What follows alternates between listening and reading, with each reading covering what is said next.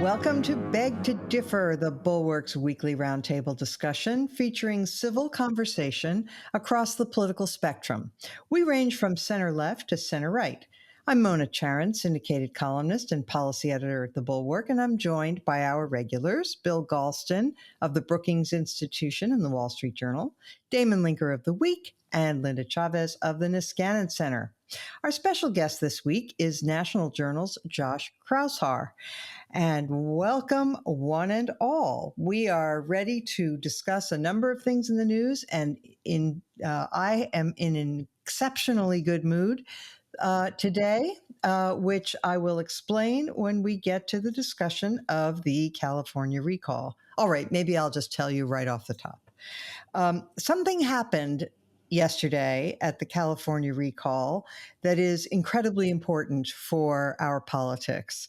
I refer to the fact that Larry Elder, the leading competitor to Gavin Newsom, conceded the race. He did not claim fraud. He did not say it was rigged. He conceded. And the importance of that really can't be overstated. And for this, I will turn first to Damon Linker. Damon, you wrote a piece a few days ago about the risk to our democracy from this, discrediting of election results. So are you in as good a mood as I am about this?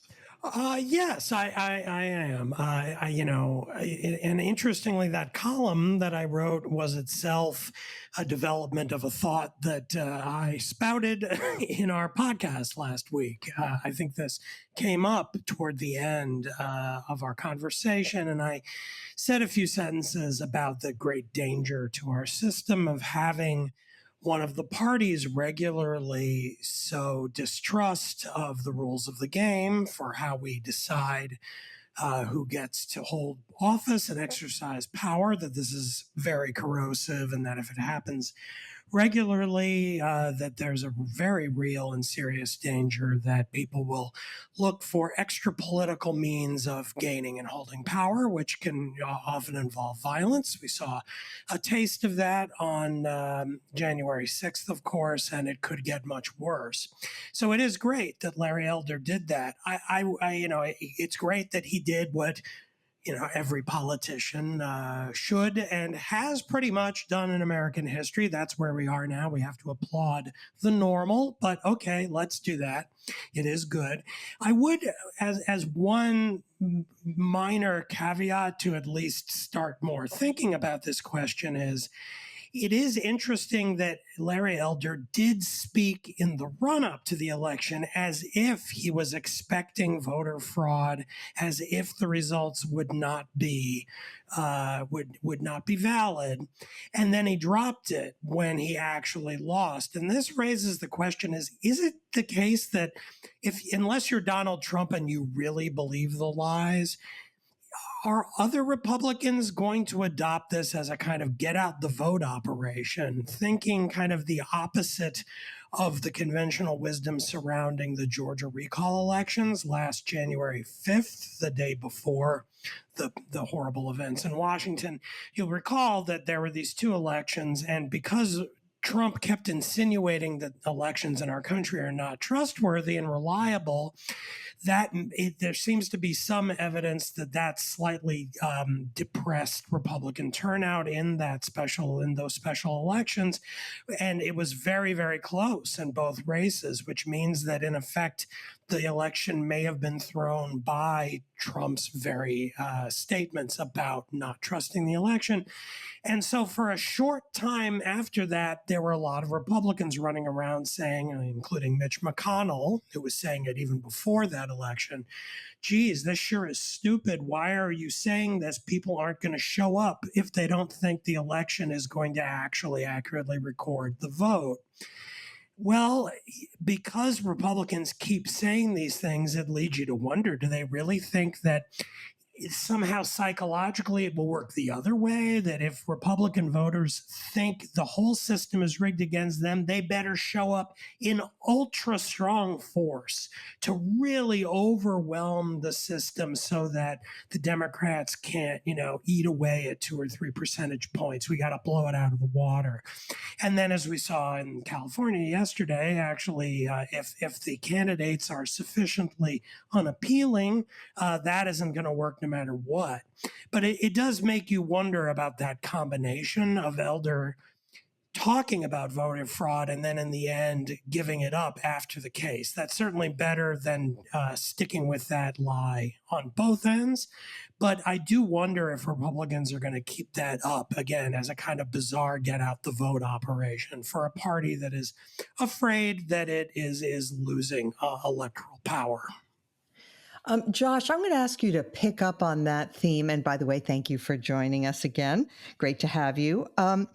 We've got a GOP Senate candidate, Adam Laxalt in Nevada, who's already announcing that he's planning on filing lawsuits early, arguing that that was the problem in 2020, that they didn't file their lawsuits soon enough. And you've got Pennsylvania Republicans toying with the idea of having an Arizona style audit. There are all kinds of straws in the wind about Republicans refusing to acknowledge reality and deal with the 2020 loss and to acknowledge that it was legitimate. What's your sense of where things are vis-a-vis Democratic legitimacy, voting legitimacy, and the Republican Party? So first of all, thanks, Mona, for having me on the show this week. I very much agree with what Damon said in that there is a performative aspect to a lot of the Trumpist candidates, the right-wing candidates who are trying to appeal to their base, appeal to a growing, if not majority segment within the Republican electorate that demands their candidates recite the golden oldies of Trump, most prominently now, accusations of voter fraud. The big question going forward is, can Trumpism without Trump himself succeed? There are numerous races for the Senate, a little less in the House right now, but numerous candidates that are in the lead or are prominent Trump-endorsed candidates who are playing Trump's playbook, but don't have the same charisma, don't have the same name ID as Donald Trump himself. I'm thinking Josh Mandel in Ohio, J.D. Vance also in Ohio, Herschel Walker, who Republicans are very worried could cost Georgia Republicans a very easily winnable Senate seat.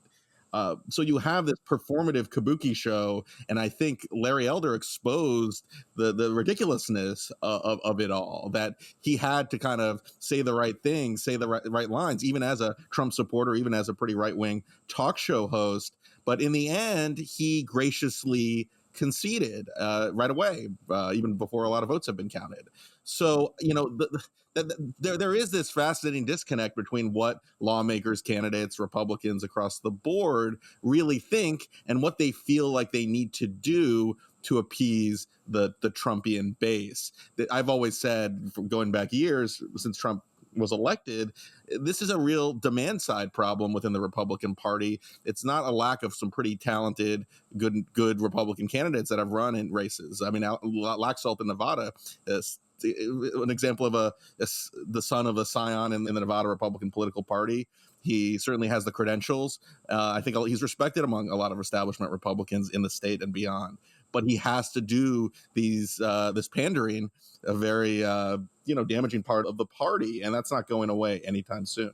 Yeah, Linda, you see this playing out in the Virginia governor's race, where you have this, private equity guy who got the nomination, the Republican nomination. His name is Glenn Youngkin. In olden days, he would have been broadly acceptable, I guess, to the Republican Party.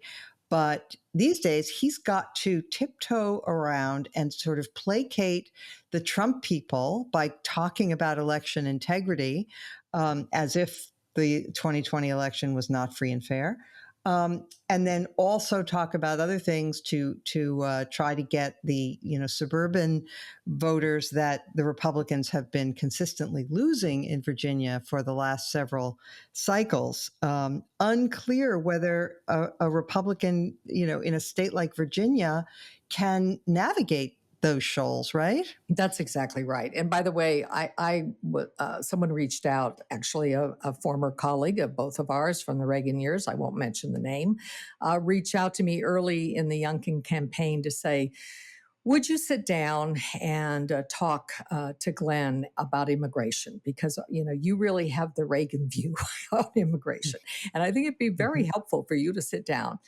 And I said, well, I want to tell you, I'm not going to get actively involved in the campaign, and I'm certainly not going to endorse anybody in the campaign, but yeah, I'd be very happy to. Well, that was the last phone call that I received. And I think probably what happened is somebody said, you should sit down with Linda Chavez. And they went, no. No, I think that, Glenn Youngkin probably is a good example. I mean, he's not a crazy guy. He is a private equity guy, but everybody now feels that they have to feed the Trumpian monster. I mean, it's sort of like, a horror movie where everybody is living in this haunted house and there's this creature in the basement that must be fed, blood. And you have to constantly be feeding the monster or the monster's going to take over. And I think that's the way Republicans are responding to Trump.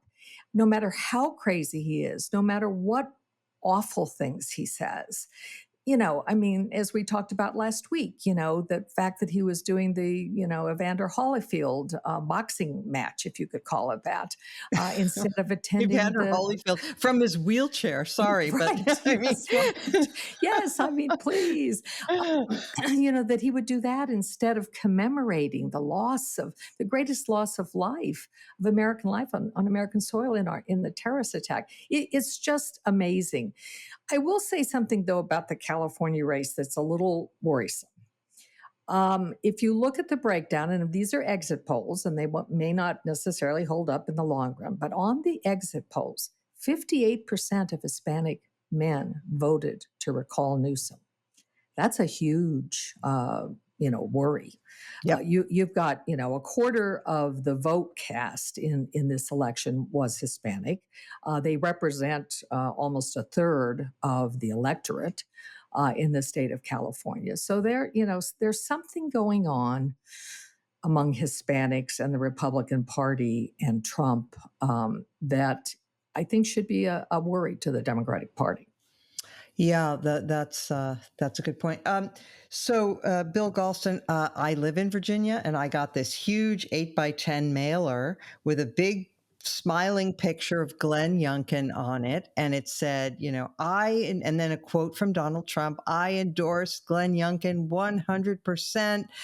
And then you look, it's very hard to see in the little small print in a dark section of this mailer, paid for by the Democratic Party of Virginia.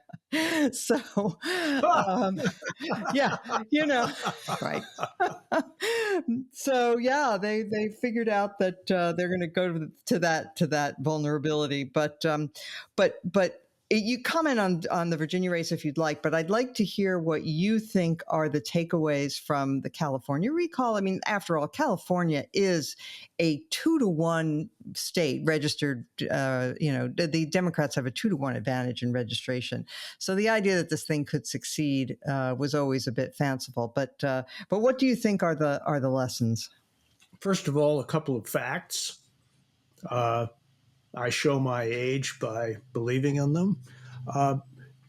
In November 2018, Gavin Newsom was elected governor with 62% of the vote, which was the highest vote share ever received by a Democratic candidate for the California governorship. 3 months ago, the polls about the recall were essentially tied. Newsom went into panic mode, so did the Democratic Party. And when the dust settles, I suspect that the no vote will be actually slightly higher as a percentage of the total than Newsom's initial victory 3 years ago.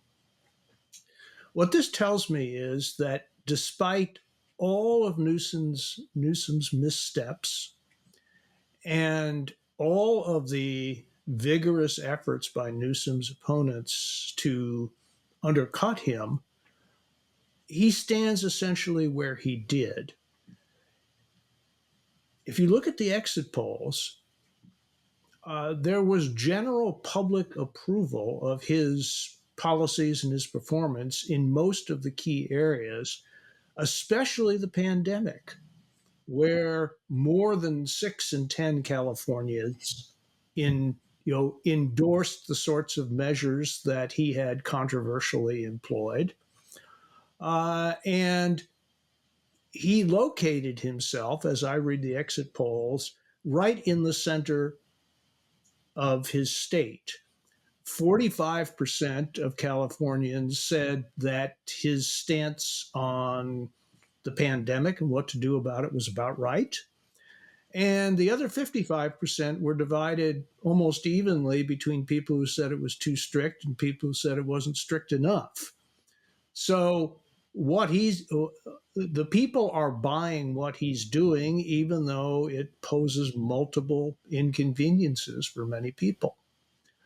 That said, I am actually not surprised by the statistics that Linda Chavez just cited about the Hispanic vote, because small business people have been particularly hard hit in California. And many Hispanics are small business owners, or they work in small businesses. Many Hispanics live in the interior of California, which is principally agricultural. And agriculture has been particularly hard hit during this period, in part because of the drought, in part because of the governor's efforts to deal with the drought by restricting the flow of water to the agricultural sector.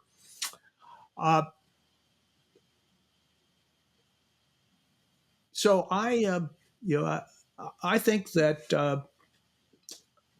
the Biden administration is probably taking some comfort from the results in California, because if it's a leading indicator, it suggests that the president may well have the wind in his sails as he tries to move from voluntary to mandatory measures to control the pandemic.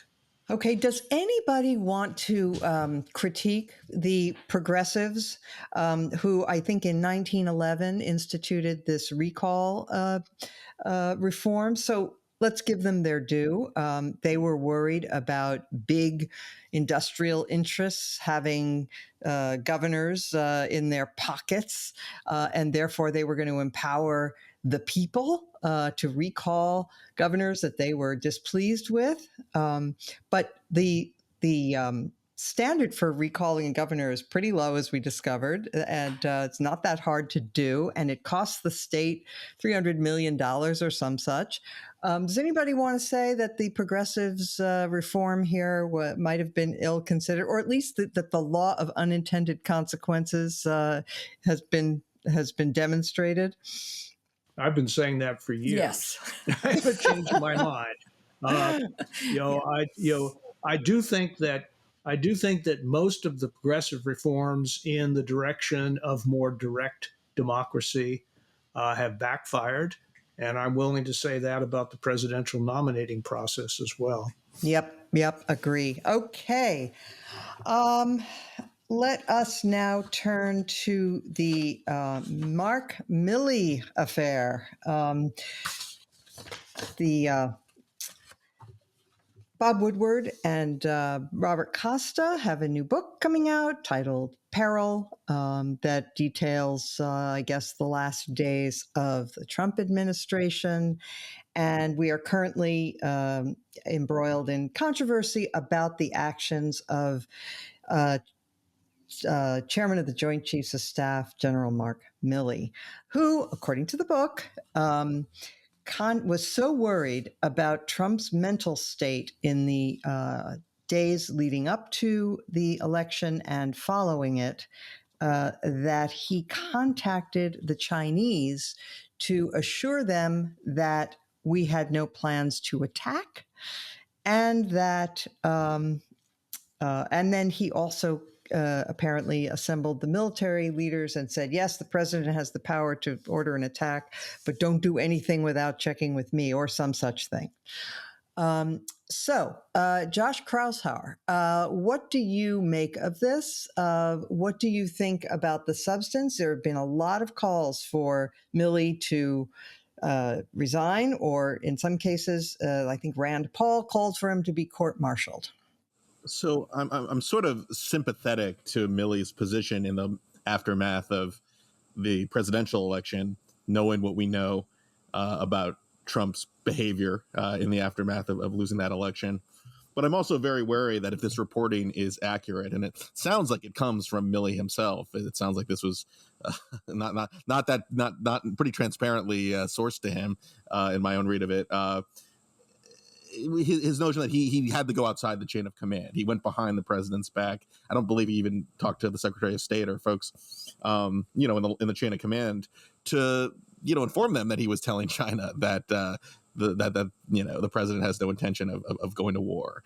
The principle of, norms, holding up norms, holding up standards that we've held up for so many years was a big part of our, the broad criticism of Trump's behavior in office. And I'm not sure if it's healthy for, folks on the anti-Trump wing of things to argue that it's okay to break protocol if it's in the greater good. We saw that in the initial days of Trump taking office, where a lot of national security officials rightly were concerned that Trump may have been dealing with Russia, that there may have been some illicit contacts, or frankly, a whole lot worse than that. And it led to speculation, fevered imaginations that were, understandable at the time. And it turned out that a lot of the worst fears ended up not materializing. And there were some, norms and standards that got burnt in the process. I mean, I think that's the worry here, that, it's a Rorschach test of whether you think Trump's own behavior was so not just egregious, but, could have started a war or done something that would have been totally destabilizing. It was that egregious that this had to be done, or whether Milley, the norm breaking that Milley took, is actually the bigger threat, the bigger disruptor to our way of handling things. Damon, what do you make of this? I would just remind our listeners that actually Trump appointed Milley as chairman of the Joint Chiefs over the objections of James Mattis, who was at the time the defense secretary. Mattis wanted him to appoint Air Force General David Goldfein, and Trump at that point was really annoyed at Mattis, and so he chose Milley sort of to snub Mattis. Just a little historical footnote there. But anyway, so what do you make of the argument that what Milley did was treason, and or whether it was a justified precaution? What do you say? Well, this brings us to kind of what are called in certain precincts of political theory limit events, or exceptional events, where we're no longer talking about what the rule of law is so much as what happens when the rule of law breaks down. And when that happens, things get scary and dangerous. And I think that my takeaway, again, with the caveat, if this is true, because it is simply reporting in this new book, which I haven't actually read. I'm only reading the excerpts and or quotes from it in reported stories. But if it is true, what we're dealing with here is a situation where the chairman of the Joint Chiefs is so unnerved by the mental state of the president of the United States that he is in effect setting up tripwires in order to basically spark something like a military coup if needed. So it isn't just, as you were recounting, that he apparently spoke to his Chinese counterpart and said, "Don't worry, we're not right about to attack you, even though the president sounds like a total lunatic and he's behaving like a madman. Don't worry, that's not going to happen." He also said, By the way, he didn't say that part. no, he didn't. That's No, me no. interpolating. That's Yes, yes. obviously what was behind the motivation of speaking to Right. him. Right. Yeah, he also apparently, if this is accurate, said, "And don't worry, if we're going to attack you, I'll warn you ahead of time." Yeah, that's bizarre. Which is completely nuts. That's like Yeah. saying, if we're about to launch a strike against your country, I'll give you the heads up. So what, they can then launch a preemptive first strike against the United States? That we're in kind of Dr. Strangelove territory here now. Yeah. My take on this is that this is appalling. Mark Milley has absolutely in an unelected position, a military officer, has absolutely no authority to be countermanding and anticipating countermanding the highest, most grave orders the president might give him about war and peace. Absolutely none. And if he does it, he has just engaged in a military coup. Now, the sad, pathetic thing is that we as a country were in a situation where we're supposed to sort of look at this and say, wow, thank God. Thank God there might have been the chairman of the Joint Chiefs willing to override the lunatic who may have launched an unprovoked first nuclear strike on another nuclear power. Like, this again, I mean, Dr. Strangelove doesn't go even nearly this far. This high level of real peril, to speak to the title apparently of this new book. I'm totally appalled. Now, this is a case. You kind of asked me for my position. What do I think of it? It's all terrible. I sort of said in our sarcastic tweet about this last night, like, yeah, military coups are really bad. On the other hand, so is electing an imbecilic lunatic to be president. And when you do that, you're going to end up potentially in a situation exactly like this. And so let's all of us take a deep breath, hope we never do it to ourselves again, and do everything we can to make sure it doesn't happen, because it's really bad. Yeah. Linda, I see your hand up. I just want to set it up this way. So part of what was relayed in the book is that Milley had received intelligence that the Chinese were getting very nervous and were misinterpreting the intelligence that they were getting to believe that they were about to be attacked in a sort of wag the dog sort of thing for Trump to distract attention from his domestic troubles, whatever, and that he was trying to talk them off the ledge. So there's that piece of it. But then there's something else that I want to hear your views on, and it's this. Milley based his actions, according to what we've read so far, on his analysis of Trump's mental state. And he was very upset to see Trump, fulminating at his aides, screaming obscenities, behaving like an imbecile, like a child. And my attitude to that is, where the hell was he since 2015, when all of this kind of behavior was on vivid display for all to see?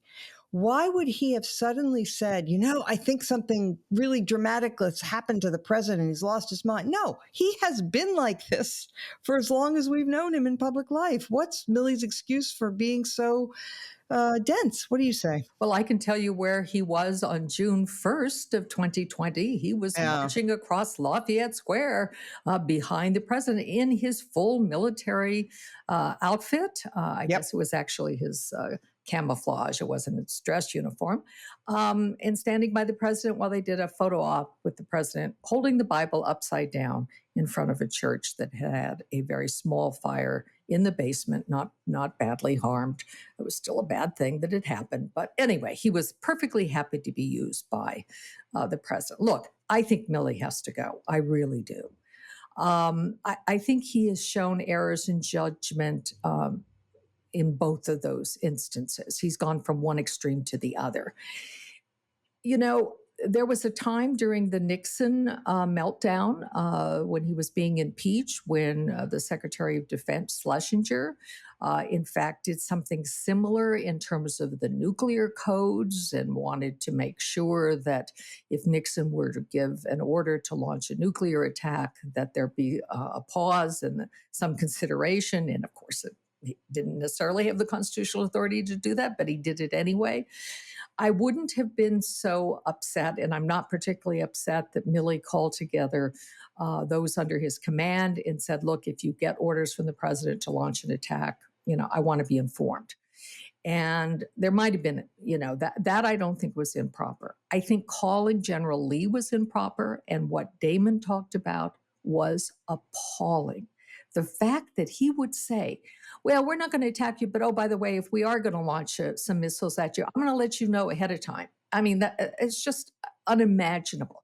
This man does not have even common sense, much less the kind of temperament to have him be the chairman of the Joint Chiefs of Staff. And oh, by the way, the Afghanistan withdrawal and the way in which the evacuation was handled, that also, he has some role to play in that too. So I think Milley has to go. And I think it is incumbent, Mona, on those of us who have been grave critics of Trump, that we not get sucked in just because, Biden has said he's going to keep Milley, and not saying, no, this is wrong. And I think there ought to be, I don't have a problem with Republicans calling for him to step down. I think he should, for the good of the nation. So, Bill, I'm going to have you be cleanup batter on this topic. Let me just ask you, say whatever you like, but let me just ask you to respond to this theory, picking up on what Linda said. You could make the case that Milley, as so often in these memoirs, these Washington memoirs, people are polishing their own reputations or settling scores or, so on. And it could really be the case that Milley's behavior was in part motivated by the fact that, yes, he had walked across Lafayette Square with Trump in his fatigues and was deeply embarrassed by that, by having been used in that way, and therefore has been scurrying to burnish his reputation ever since, and possibly very unwisely so. Well, what you just said, Mona, is a little bit more than a theory, because it is a matter of record that Milley felt sandbagged and humiliated by what had transpired in Lafayette Square, and really held Trump responsible for setting him up. And that may have been the crucial event that sent him off on a different course. I would say this. General Milley is scheduled to appear before the Senate on, I believe, September 28th. He will be intensely questioned about this episode. I think we should reserve judgment until we hear what he has to say in his own account, in his own defense. I think it was Josh who described this as a kind of a Rorschach test. That is absolutely right. And my reading of the blot is, I must confess, all over the map. I can't say that it looks like a butterfly or a pig flying. When I look at it from one standpoint, I'm appalled. When I look at it from another standpoint, what I see is what Damon called, a limit event, a liminal moment, when the normal structures of law and constitution break down and there is a kind of national emergency. I am inclined to think that General Milley should go at this point just to clear the slate, get a new start. Although the president doesn't appear inclined to go in that direction, but I think we should reserve judgment until all of the facts are in. Suppose that Milley's darkest fears had been realized, and there was a serious movement towards the use of nuclear weapons by a floundering, desperate, angered, and arguably unbalanced president. Uh, in the light of history, how would General Milley be judged if he were seen as Horatio at the bridge, preventing that from happening? I would say that he would not be judged harshly and should not be judged harshly. One of the problems with these emergency moments is that only history can tell whether actions taken during the emergency were justified. One more comment and I'm done. Whatever happened to the tradition of public statements of disagreement, followed by an honorable resignation? What I see over and over again in American politics is people staying when they should leave for reasons that I think are less than completely honorable, either because they really can't imagine life without the power of the post that they hold, or they con themselves into believing that if they left, it would be even worse. I would just add to that, Bill, that there are many, thankfully not too many, but there are situations in which people are forced to do things that they know are legally wrong but morally right, and they choose to do them. And then they take the consequences. Mm-hmm. And there is an honorable tradition of doing that. And I think if Milley had, done what he did and then honorably resigned and said, look, I did it. I know it was the wrong thing to do, but I felt that in the grand scheme of things, it was right for the country. I understand that, now I have to resign. That would have made him much more of a sympathetic figure, I think. Well, that's what I meant by an honorable resignation. Yeah. So we're making the same point. All right, very good. Let us turn now to the president's vaccine mandate.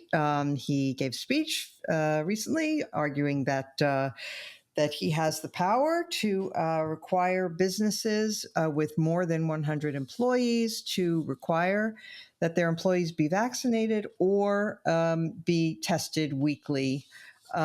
So let's start with you, Linda. Is this legal?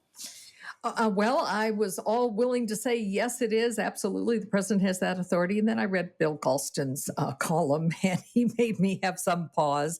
It's not quite as simple as we would like to think. My guess is that because this is an emergency situation, that the federal government does have the authority. The question, part of it is, whether or not under the Commerce Clause and interstate commerce, whether the president can force employers to pass mandates. I think we have to do something. I think we are in a dire situation right now. I mean, the numbers came out today. 1 in 500 Americans has died of COVID. And yeah, most of them were old people. But, striking numbers of young people also are dying Besides, of COVID. when old people die, it's bad too. It's bad too. Just saying. As a 74-year-old, I mean, Bill and I at least can, chime in on that. Yeah, I'm getting there. But I really do believe we are in a crisis now.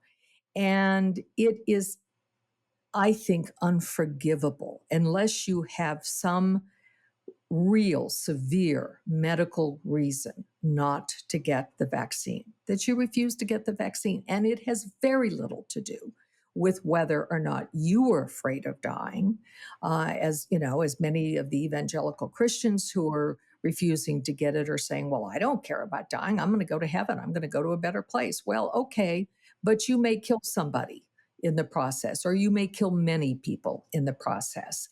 And they may not want to die because they don't think that, that they're going to end up in a better place. So I think we have to do something.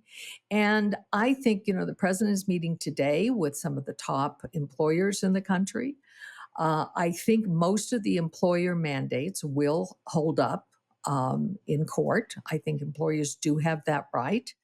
And there are going to be people who are recalcitrant, but the people that bother the most, it is the public, so-called public servants who are refusing this, teachers who don't want to get it, police officers. I mean, Los Angeles now has a huge lawsuit by officers who do not want to be vaccinated. Healthcare workers, my goodness, did you really believe that when you went to the hospital that you were going to be, dealing with people who were refusing to get the life-saving vaccine? That as medical professionals, they should know and trust will in fact prevent the spread of this disease. We're in a real crisis. And, there were, I don't know, it was close to 2,000 years. I think it was about 1,880 or something deaths yesterday from COVID. This isn't going away, and we have to do a better job. And that is going to require mandates, because there are a lot of very stubborn people and very selfish people in America, and they are risking a lot of lives. Bill Galston, I'm coming back to you because you did write a column about this, and so let's talk about the legalities. I mean, this was not an executive order. He is calling upon the authority under the OSHA statute. Mm-hmm. But it's not that. I mean, it's not that clear whether this is something that would pass muster with the courts, right? That's right. Which is not an argument for not trying to do it, by the way, Mm-hmm. because this is a proposed application of settled law whose constitutionality has never been called into question. As I delved into the issue, I discovered that when you're talking about an emergency temporary standard, which is what we're talking about, there are certain showings that the Department of Labor must be able to make, and if challenged in a court of law, to the effect that the danger is quote unquote grave. Number one. Number two, that the proposed remedy to the grave danger is appropriate in scope and scale and likely to be effective. And number three, when you're dealing with employers, that they have the means and the capability of complying with the requirement, whatever it may be. This would be a new application of the law, and it is, for that reason, inherently uncertain how courts, when they're called upon to review this application, are going to come down. I happen to believe that Biden was right to take this step. I agree with Linda on that point. And it's also pretty clear to me that a majority of the American people want him to take some step of this sort. There was a survey that came out this morning, a Politico Morning Consult survey, that questioned Americans about every individual element of the president's proposed strategy, and there was clear majority support for each and every one. I also want to make a broader point, and that is that the leadership of the Republican Party has based its generic resistance to things of this sort on a conception of freedom that cannot be defended. It is sort of hyper libertarianism. I can do whatever I want. Who are you to tell me what to do? And the classic answer to that question is that you are free to do things that concern only your well-being. Whether you're completely free to do those things is an interesting question. But you're free to do what you want in those circumstances. But when your conduct seriously implicates the well-being of others, your liberty runs out. And I don't know what part of that simple argument is eluding uh, the leaders, many governors, unfortunately, of today's Republican Party. Do they genuinely believe that it doesn't matter whether your conduct harms other people? I can't believe that. Or are they just unwilling to face that simple fact? Bill, in your column, you referenced the 1905 case Jacobson v. Massachusetts, where a man refused to get inoculated against smallpox. And I thought you'd be amused that to know that he, in addition to claiming that it violated his due process rights to bodily integrity, which was what you just mentioned, he also claimed that the mandate amounted to the imposition of paganism. He said, "Can the free citizen of Massachusetts, who is not yet a pagan nor an idolater, be compelled to undergo this rise and to participate in this new, no, revived form of worship of the sacred cow?" Well, anyway, the Supreme Court went against him 7-2. um, Yeah. but Well, let me just say, Mona, uh, my column, and I had to negotiate with my editor over this, reproduced uh, two long sections from Justice John Marshall Harlan's majority decision. And the second of those sections, having to do with limits on individual liberty and the justification for those limits, ought to be bronzed uh, and and displayed on plaques everywhere around the country.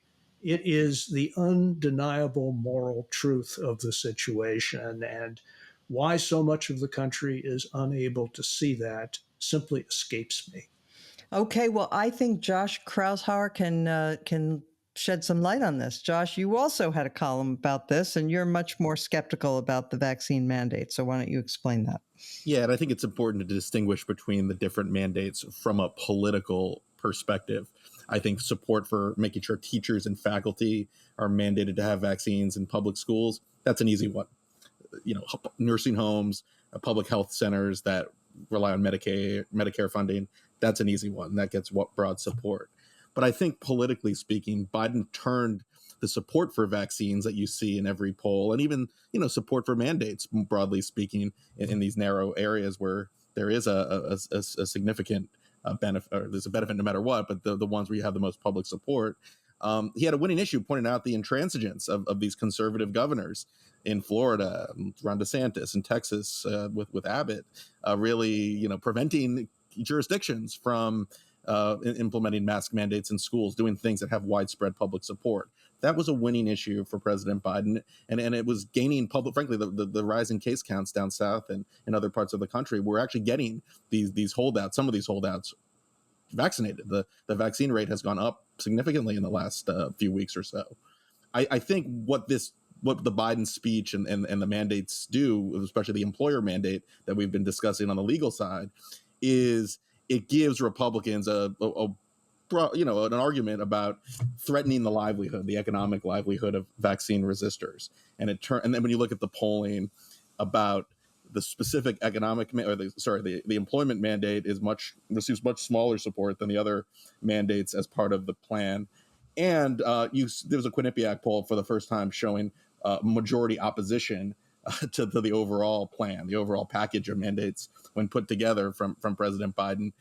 And I think one of the more interesting things as a political analyst is you see these weird breakdowns where about 30% of Republicans, college-educated Republicans in particular, are actually very much supportive of mandates to travel. I think they care about their health. They would rather trade, the freedom that they would get as part of a vaccine mandate package in exchange for some of the burdens that others would face. But you also see on the Democratic side significantly disproportionate opposition among some core parts of the Democratic base, the Gen Zers, the African Americans, even Hispanics. And when I look at this issue, it seems to be more of a class issue than a partisan issue. We're a very tribal, partisan country right now, and you don't see many issues that break that partisan divide. But you are seeing that on this issue of mandates. You're seeing upscale suburban Republicans much more supportive of the mandates, and you even see them supportive of Democrats. And on the Democratic side, you're seeing 45-50% opposition from groups that vote Democratic by a 2-to-1 or much greater margin. So I think that's very notable, and that's a worry I think that the White House needs to pay attention to, that some of their base is not hugely enthusiastic about the plan. And the other thing is, I think Biden, broadly speaking, has done a poor job of sort of explaining the risks, and there was a muddle of messaging when the Delta variants began to spread, and it created a legitimate fear that maybe the vaccines don't work as well as advertised. Maybe if you're vaccinated, you have a real risk, a high risk of getting a serious case of COVID. We now have a lot of data about the efficacy of the vaccines, even in the Delta phase of the pandemic. And I think it was David Leonhardt of the New York Times that pegged the risk of even contracting COVID, just getting a COVID positive test for a vaccinated person at 1 in 10,000. I think Biden needed to give a little bit of a nothing to fear but fear itself speech for the vaccinated public, who are understandably anxious, understandably worried.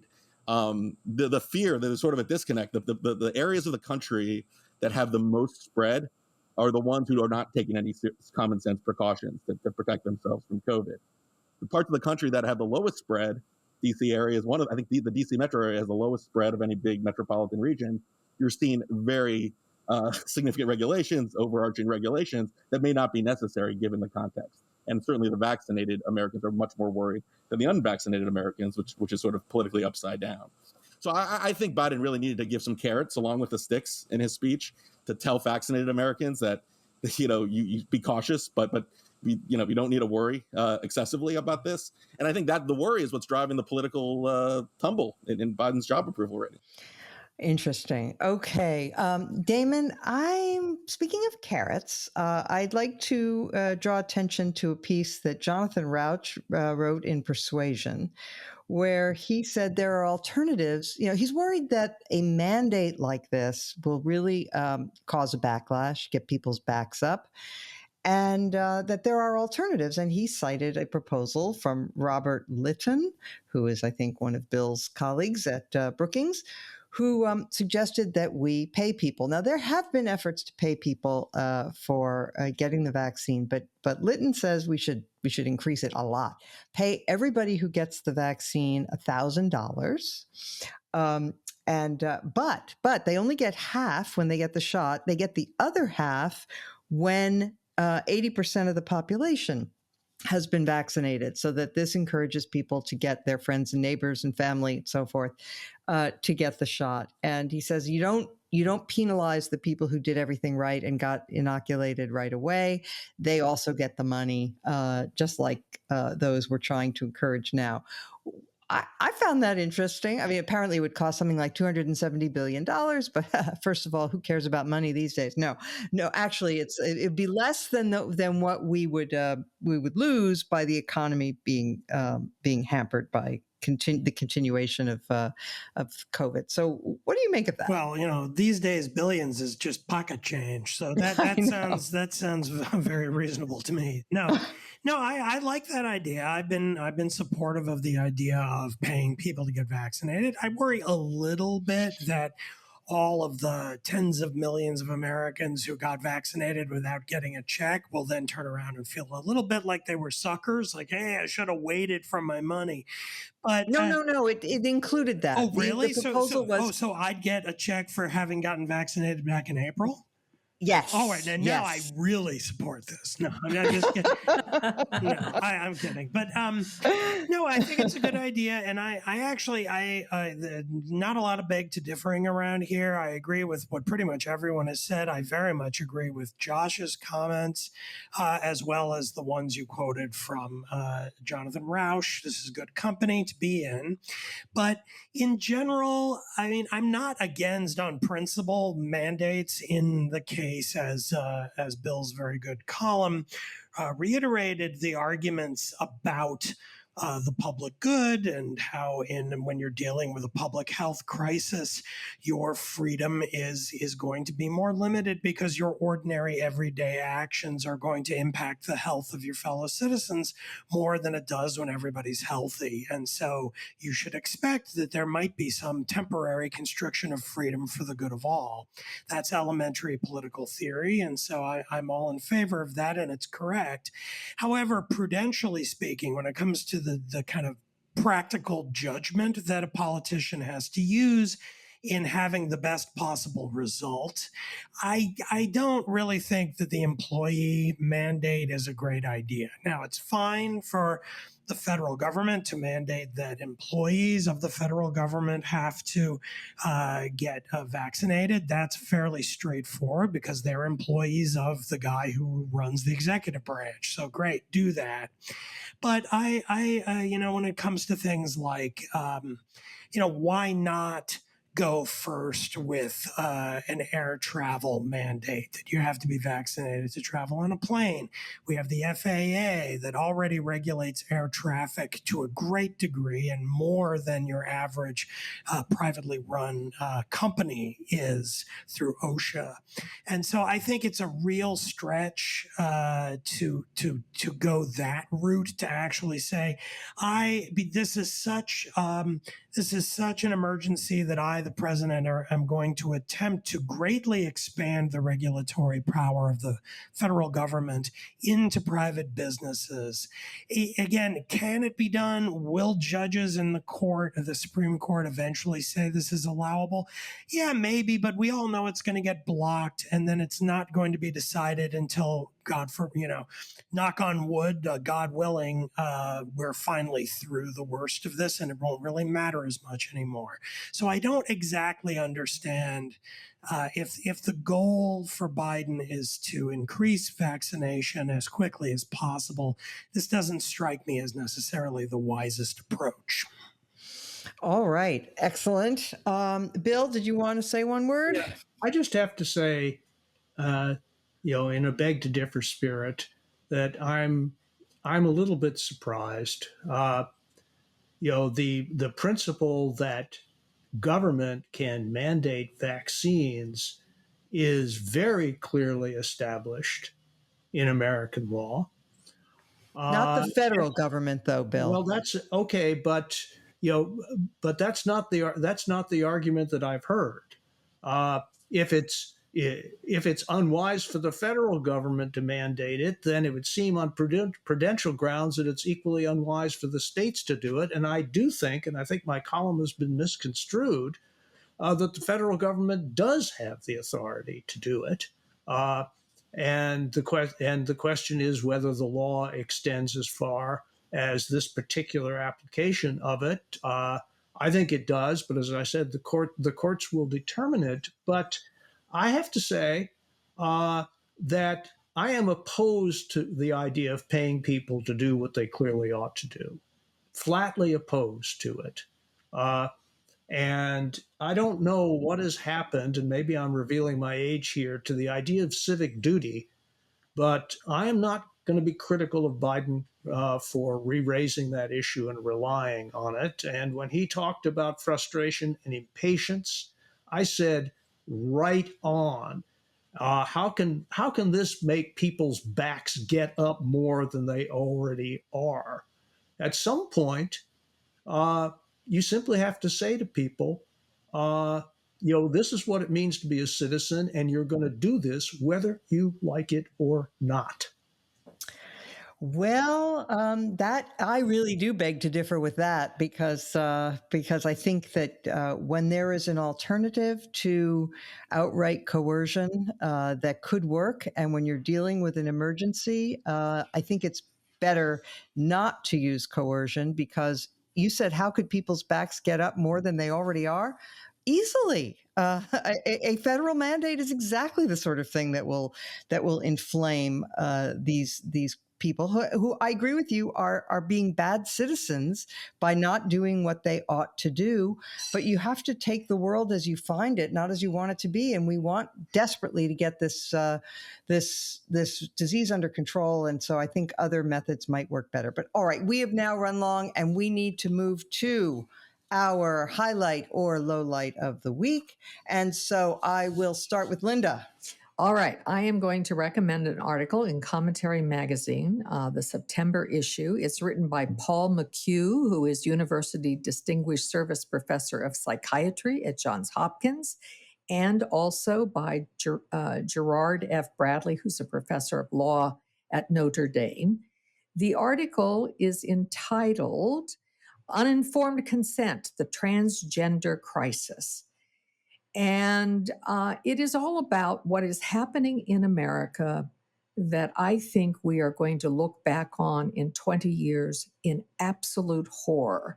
And that is parents, and in some instances, even without parents, children being subjected to artificial hormones to block their entry into puberty, and in some cases, allowing plastic surgery to take place to, in Paul McHugh's words and Gerard Bradley's words, mutilate the bodies of young people. I will not argue that if you're 21 years of age or older and you decide that you want to become physically more like the opposite sex into which you were born, that you have the right to do so.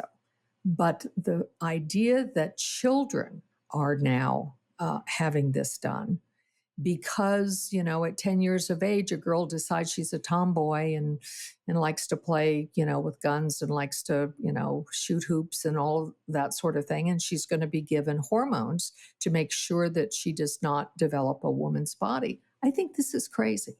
And I think there are not enough people who are willing to come out and shove back on this. And I think the medical profession, the AMA in particular, has been disgraceful on this. And I think 20 years from now, when some of these children are adults and discover that they are infertile because of the treatments they received as children, I think we're going to see, as McHugh and Bradley suggest, a flurry of lawsuits. And I think we are going to look back and wonder whatever possessed us to think this was a good thing.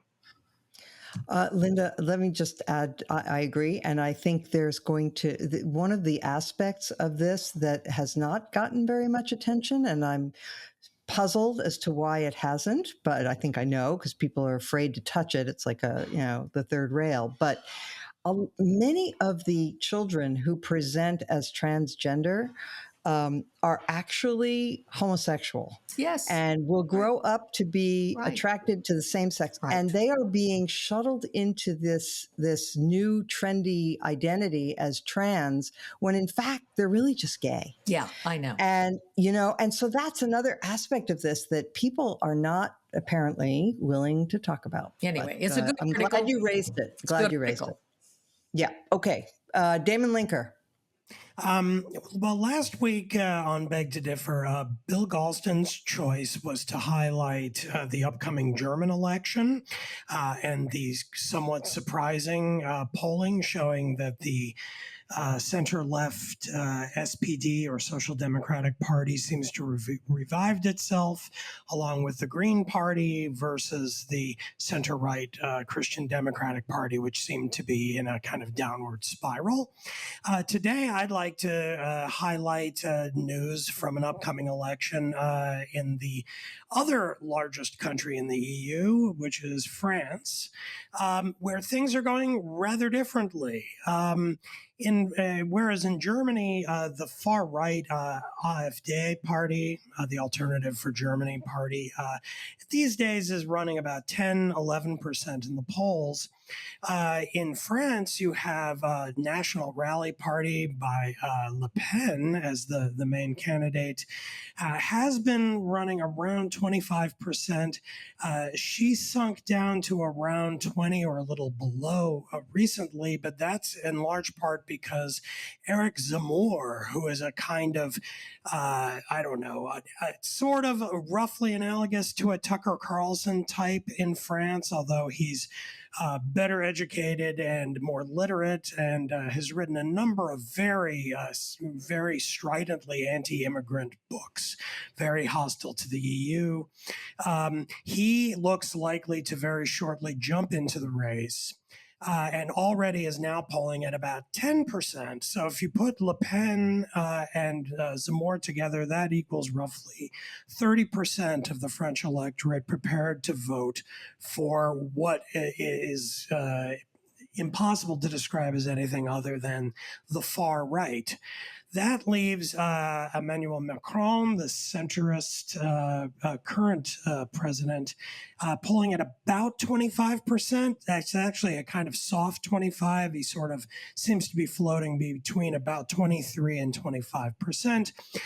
This will almost certainly send the election into a second round, which is the way they do it there, leading probably Macron to go up against Le Pen, as happened the last time there was an election there.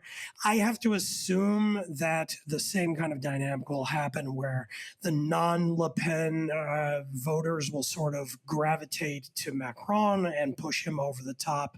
But still, it is somewhat unnerving to think that a country as important in the EU and in the world system is running around with a pretty solid 30% of the country prepared to vote for the far right. Okay, Bill Galston.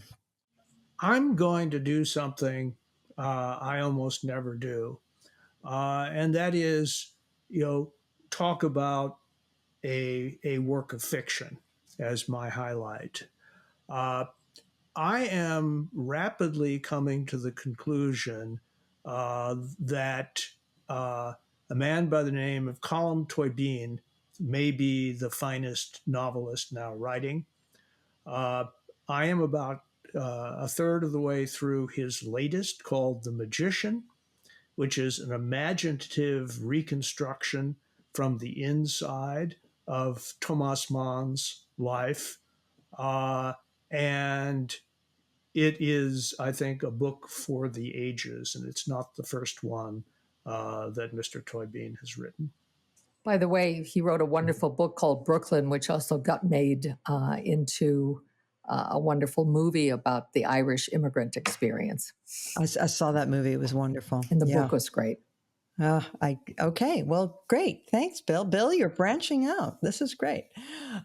Next week, we'll do movie recommendations. Okay. Josh Kraushaar. I'll go back to domestic politics for the highlight of the week and point out Arizona Senator Kyrsten Sinema is going to be a potential model of the future for centrists, for pragmatists, taking an outspoken position on a lot of Biden's positions, urging him to pare back the spending in the upcoming reconciliation social welfare bill, and really like setting the direction, along with Joe Manchin, of course, of the Biden administration in a more moderate direction. She's not up for re-election until 2024, but she, even in her first campaign, won an unusually high number of Republicans to support her and building a bipartisan majority of about 50% in that election. She's given some cover to more quietly moderate senators and lawmakers who don't want to stick their neck out as much for fear of a backlash. But if she wins in 2024 and she continues that dynamic of winning not by rallying the base, but actually building a broad-based, moderate coalition of support, it may give confidence and may give cover to a lot of other Democrats to show that that's another way of winning elections, especially in swing states. Susan Collins is really the last woman standing, last lawmaker standing on the Republican side that's been able to build that kind of bipartisan coalition to win elections. Joe Manchin also on the Democratic side, winning in West Virginia. Sinema, the numbers of senators that win support from the other side that can actually win bipartisan moderate majorities are declining, but Sinema may actually turn around that trend if she can win re-election using the tactics she has in her first few years in office. Interesting. She also, let's face it, has the best fashion sense of anybody in the Senate. Absolutely. Yes. And next All week, right. we'll talk about fashion.